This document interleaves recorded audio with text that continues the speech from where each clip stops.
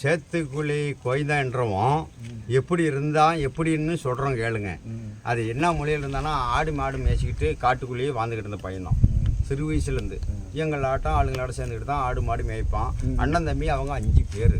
5 பேரில் 5 பேர் பிறந்து என்ன பண்ணான், இவன் எல்லாருமே போய் வேர்ப்பு நாடு சேர்ந்தாங்க.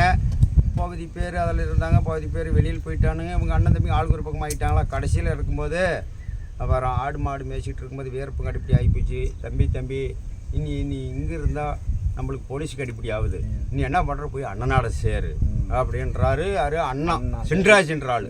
சின்ராஜ் தான் சொல்கிறான் பெரியவன். அவனுக்கு கோயிலுக்கு பெரியவன். அப்புறம் அண்ணா ஏன்னா நீங்களே இப்படி போய் எல்லாம் ஆளுக்கு ஒரு திசை ஆகிட்டீங்களா, நான் ஏதோ ஒரு பக்கம் ஆளுக்கு இருந்து கூட நான் பொழைச்சிக்கிறேன், என்ன எதுக்கு அங்கே கொண்டு போய் விட்ற அப்படின்றாரு.